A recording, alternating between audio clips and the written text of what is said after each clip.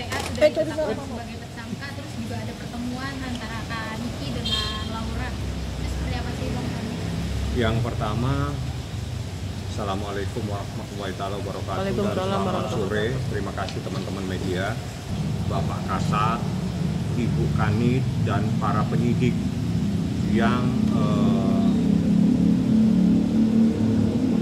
menggunakan hak dan kewajiban sebagaimana yang diatur dalam KUHP dalam proses hukum ini, sehingga kebenaran dalam proses hukum ini terungkap dalam pemeriksaan terhadap korban dan beberapa saksi, sehingga dari hasil tersebut ditetapkanlah seseorang yang menjadi terlapor dalam perkara tersebut, dan yang Anda ketahui terlapornya juga sudah ditahan. Jadi prosesnya memang memerlukan waktu, selain memerlukan beberapa proses pemeriksaan terhadap saksi, di mana prosesnya sebagaimana yang diatur dalam peraturan Kapolri dan juga KUHP.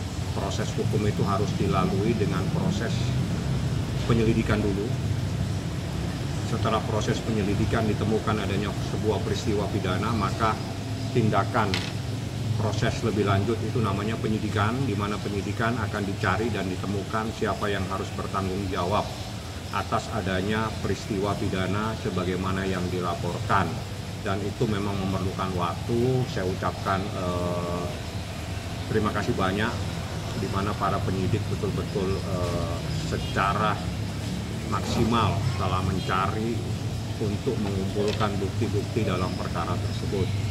Nah, selanjutnya apa yang terjadi sebagaimana Anda yang lihat di media sosial, memang Laura dan ibunya alhamdulillah dalam keadaan baik-baik saja. Mereka kemarin sudah bertemu, mereka berpelukan, dan yang seterusnya saya nggak perlu sampaikan.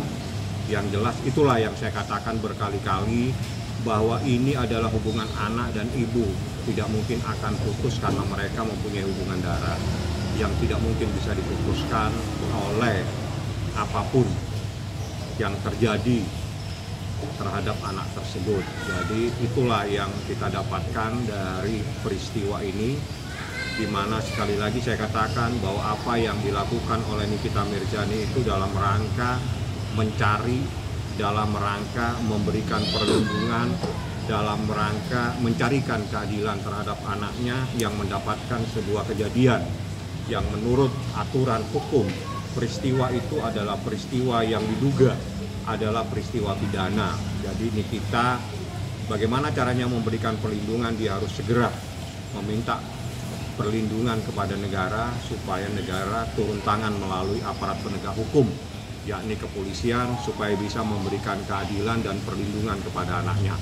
Seperti itu. Kalau Laura dan Nikita, mereka sudah bertemu kemarin, mereka sudah makan sama-sama, bahkan itu dengan adik-adiknya Laura, ada juga pamannya Laura, ya, dan ada beberapa orang yang tidak perlu saya sampaikan namanya. Yang jelas ada Nikita, ada Mail, ada beberapa orang termasuk anak-anak Niki, termasuk ada pamannya Laura di satu tempat, di mana dalam acara makan dan santai-santai tersebut dalam suasana betul-betul keharuan, di mana seorang anak sekian lama tidak bertemu dengan ibunya, tiba-tiba saya bisa pertemukan.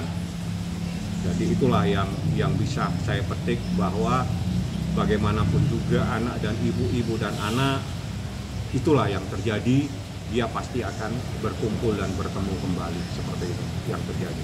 Hanya tidak bisa dipisahkan lah ya Bang? Tidak akan mungkin bisa dipisahkan, mereka ada hubungan darah. Jadi apapun yang terjadi, orang lain tidak perlu masuk, orang lain juga cukup tidak perlu ikut-ikutan, karena Anda tidak mempunyai hubungan darah, sekaligus secara undang-undang pun Anda tidak punya hak. Jadi selain secara hubungan darah tidak punya hubungan darah, secara hukum pun tidak punya hak.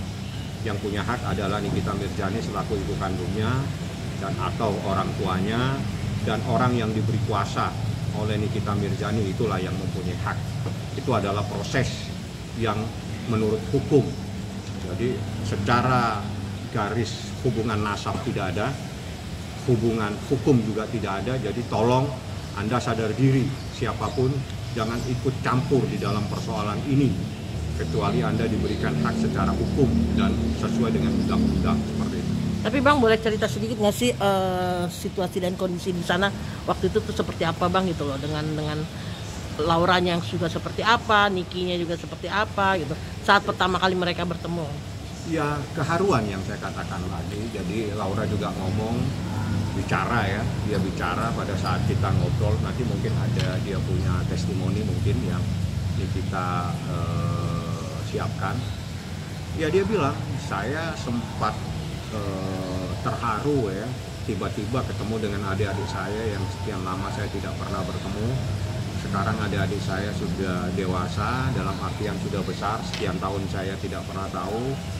Tiba-tiba saya ketemu kembali, saya bisa perpelukan dengan ibu saya sama mimi saya. Dia bilang dalam tangis yang dia dapatkan. Jadi keharuan ini saya tidak campur, saya tidak tanya. Bagaimanapun juga saya biarkan itu, bagaimana seorang anak yang tiba-tiba bisa bertemu kembali dengan orang tuanya yang hampir 3 tahun seingat saya. Kalau saya salah mohon maaf. Ya, itulah yang terjadi kemarin di satu tempat. Akhirnya kita makan sama-sama, candariah mereka, ada juga mungkin ada Mail yang juga merekam. Mereka mungkin ada rekaman, mungkin sudah diposting di Instagram atau mungkin di TikTok, saya juga tidak tahu. Ada juga saudara yang kita anggap saudara angkatnya ya, daripada Loli juga ada juga Bintang juga memposting kebersamaan mereka, juga ada Nikita Mirzani berpelukan dengan anaknya, dan itu semua ada di media sosial.